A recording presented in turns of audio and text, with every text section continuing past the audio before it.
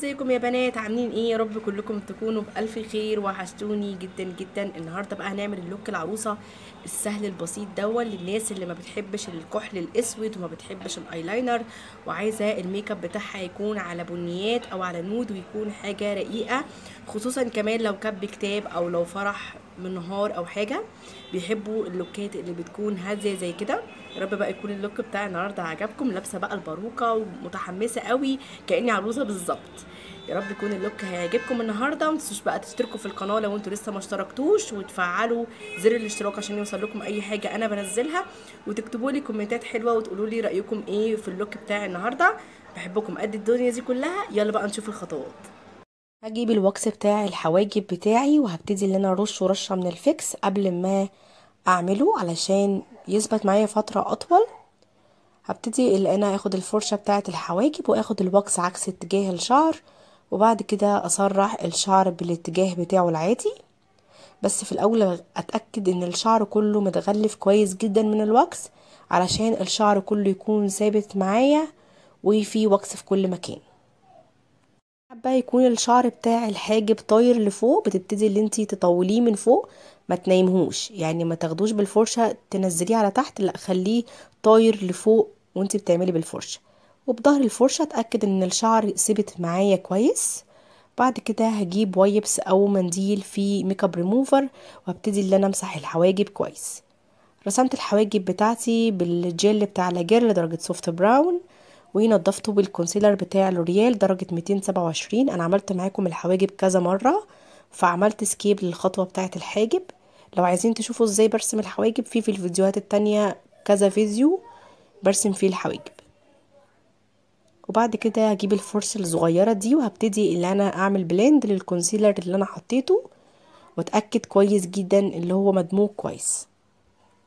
وبعد كده هجيب الباليت بتاع التكنيك وهاخد اللون الفاتح فرشة دمج تكون فلافي، وهبتدي ان انا اوزع اللون على الجفن الثابت واتقله واحدة واحدة، يعني احطه في الاول على خفيف كمية تكون بسيطة في الفرشة، وبعد كده هتقله واحدة واحدة. انا عايزة اللوك بتاع النهاردة يكون ناعم جدا والالوان اللي فيه هادية وناعمة، ما يكونش الالوان فيه قوية قوي. انا كده ابتديت اتقل اللون شوية كمان على الجفن الثابت، وهبتدي ان انا ادرجه كويس. فرشة دمج اصغر منها وهجيب اللون اللي في البلد بتاعت مورفي، وهبتدي اللي انا اغمق الطرف بتاع اللون اللي انا حطيته من تحت من طرف العين من النهاية خالص. هقف مكاني بالفرشة ودواير دواير ابتدي اللي انا اغمق اللون بتاعي من النهاية، وبعد ما يتركز في نهاية العين هبتدي اللي انا بقى اعمل له بلند وادمجه دواير دواير لحد ما يندمج معايا وينعم معايا خالص. وبفرشة عاملة زي فرشة الحواجب هبتدي اجيب اللون الاسود اللي في الباليت اللي هو البودر، وهبتدي اللي انا اعمل ايلاينر عشوائي. انا مش عايزة اعمله ايلاينر حاد قوي او ايلاينر مظبوط، انا عايزة بس اعمل خط مش اكتر. انا كده كده اساسا هعمله بلند فيطلع معايا زي ما يطلع، معوج معدول عادي جدا. انا كده كده اساسا هموهه وهدمجه بالفرشة. ابتدي اتقل اللون الاسود من النهاية. بعد كده هجيب الفرشة الصغيرة دي ويكون فيها اسود بسيط من البودر، وهبتدي اللي انا اعمل بلند للخط اللي انا عملته في الاول لحد ما يبقى ناعم معايا خالص وما يبقاش باين ان هو خط كده. انا عايزة اموهه وانعمه خالص بحيث ان هو ما يبقاش خط طالع كده. اجيب تاني من اللون الاسود وابتدي اللي انا اغمق الاطراف بتاعت العين من النهاية، وابتدي اللي انا اموه الخط خالص لحد ما يبقى ناعم معايا. هاخد وقت في الدمج براحتي، هتاخر براحتي، بس اهم حاجه عندي اللي هو ما يبقاش خط كده شكله مش لطيف. انا عايزاه ينعم ويتموه خالص ويبقى شكله كويس. الشكل هيبين لكم في الاخر لما ننضف هيبان احلى من كده بكتير.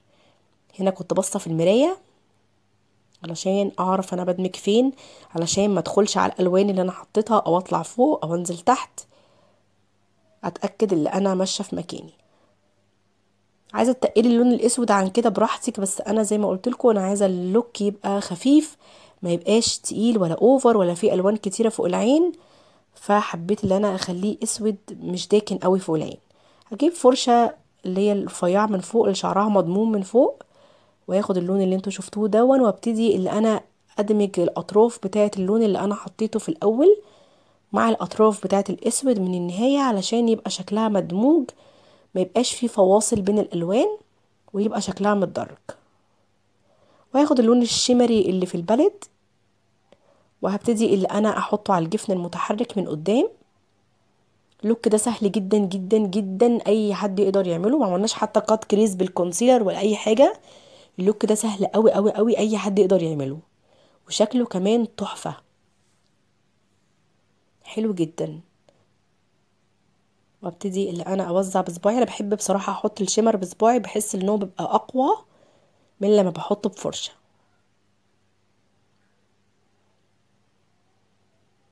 بعد ما وزعنا اللون الشيمر بتاعي، اجيب الوايبس بتاعي وانضف بقى الاطراف، لاني انا عايزه الاطراف بتاعه الشاتو تكون حاده قوي ومتحدده ورفيعه. هنضف الاطراف بتاعتي. النهارده اللي هستخدم لوريال انفيلابل، دي الكميه اللي انا هاخدها. يا سلام لو تملكسي الفاونديشن ده مع فيت مي، هيطلع معاكي سلس واخف، بس انا طبعا عشان هتصور وهمسح تاني فاكتفيت اللي انا هحطه زي ما هو. بس لو انت هتستخدميه استخدمي معاه فاونديشن فيت مي، تمكسيهم مع بعض لان هو تقيل. واي فاونديشن يا بنات تقيل كده وواقف في مكانه، انصحك ان انت تمكسيه مع اي فاونديشن يكون سيل شويه، علشان يبقى سلس معاكي في الدمج. جبت الفرشه البلاستيك بتاعتي الرفيعه، وهدخل بقى في الاماكن الضيقه حوالين الحواجب، علشان ما بوظش الحواجب ولا اجيب عليها فاونديشن، علشان انا رسمها. فالفرشه الرفيعه دي هتكون سهله ان انا اخش في الاماكن الضيقه اللي جنب الحاجب. هرجع للفرشه بتاعتي تاني الكابوكي، وابتدي بقى اللي انا اعمل بلند للفاونديشن بتاعي. وبعد كده هرجع للبيوتي بلندر بتاعتي المبلوله والمعصوره كويس، ابتدي اللي انا اشيل اي زياده فاونديشن عندي في البشره، واتاكد ان مفيش اي خطوط والبشره كلها واصل لها الفاونديشن.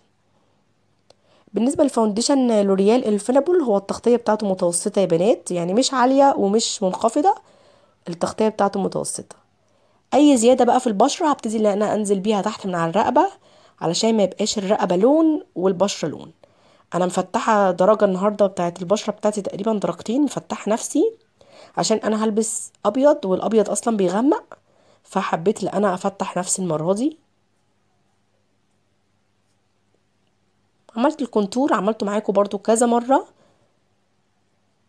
واجيب الفرشه بتاعتي الكابوكي اللي هي واخده كيرف دي، وابتدي ان انا اعمل بلند للكونتور بتاعي. الكونتور بتاعي هو على شكل البشره بتاعتي، بعمله معاكم كل مره. لكن طبعا لو بشره مختلفه او شكل وش مختلف، اكيد هيبقى كونتور تاني غير ده. طبعا انتوا عارفين وحافظين معايا المتابعين بتوعي اللي انا بحب اعمل كونتور للجبهه عندي، عشان انا الجبهه عندي بصراحه صعبه جدا، يعني عريضه، فبحب اعمل لها كونتورنج عشان يبقى شكلها حلو في التصوير. وبعد كده هجيب الفرشه الكابوكي بتاعتي الصغيره خالص، وابتدي ان انا اعمل بلند للكونتور بتاع الانف بتاعتي. انا بحب من النهايه ادخل كده شويه على العين عشان يبقى شكله طبيعي اكتر، ما باخدهاش خط مستقيم من الحاجب لتحت، ده هيطولي الانف اكتر. وبعد كده اجيب باليت الروج بتاعه جيكات، وهاخد الدرجه دي واحطها فوق خط الكونتور كبلاش كريمي. طبعا برضو اللي متابعني او بيشوفني بيعرف ان انا مش بحب البلاش الكتير. وهجيب الفرشه الصغيره الكابوكي الصغيره دي، وابتدي ان انا اعمل بلند للبلاش الكريمي اللي انا حطيته.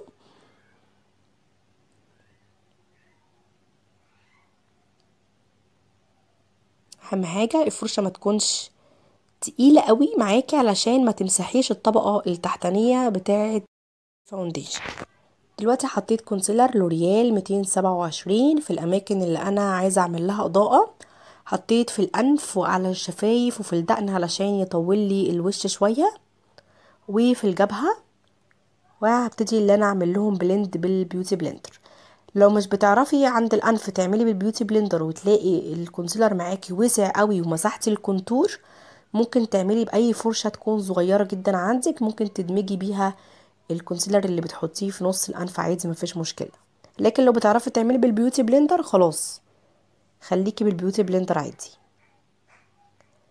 وهحط كمان عند العين واسحب لبره كده علشان يخليلي الشادو من النهاية مرفوع ومتنضف.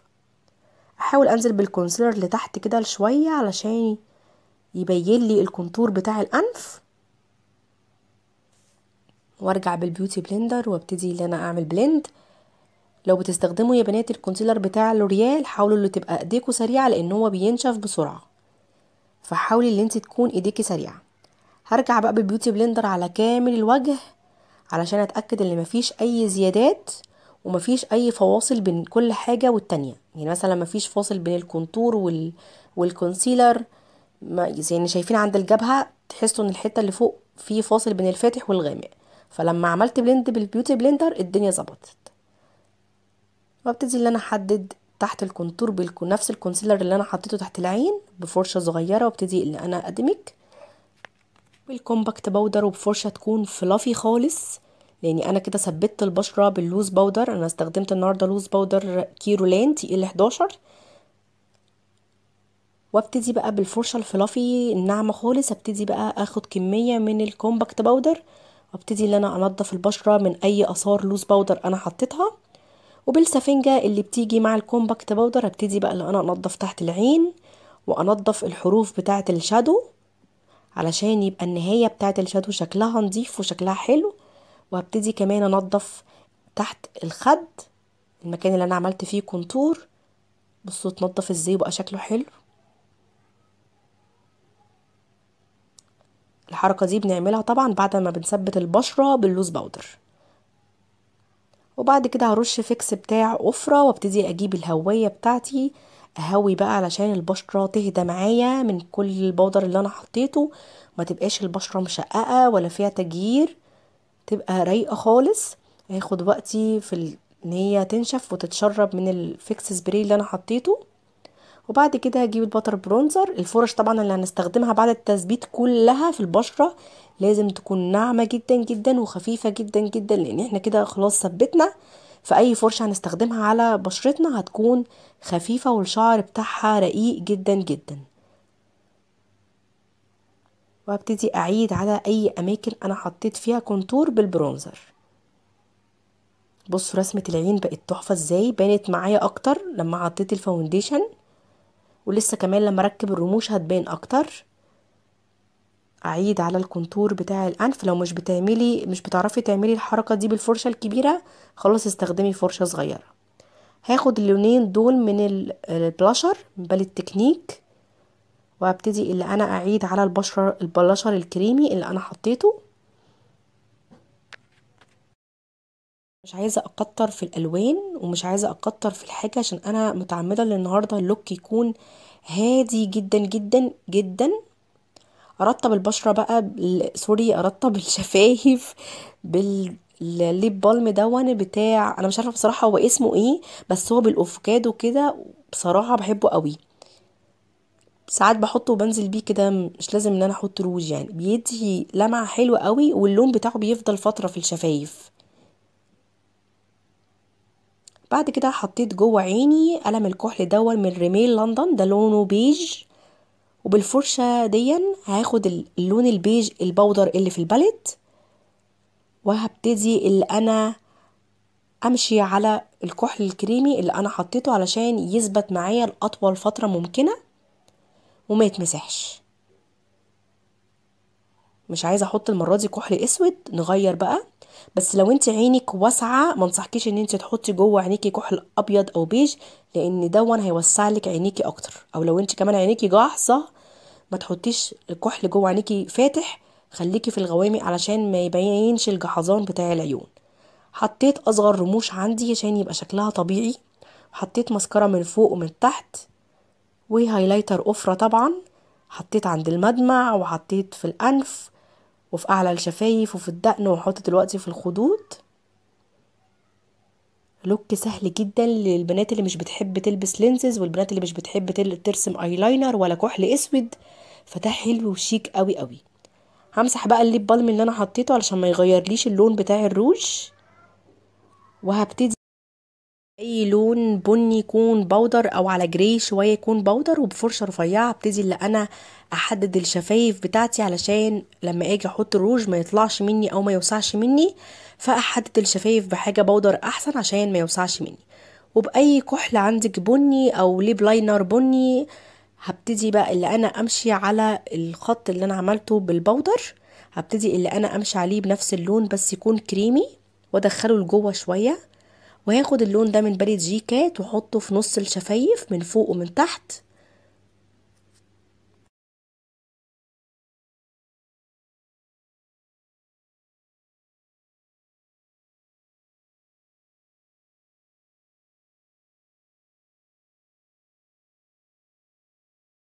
وبعد ما وزعت اللون هجيب اي كونسيلر عندي على بيج شوية، وابتدي ان انا احط نقطة من تحت ونقطة من فوق، وابتدي اللي انا اوزعهم كده بصباعي في منتصف الشفايف.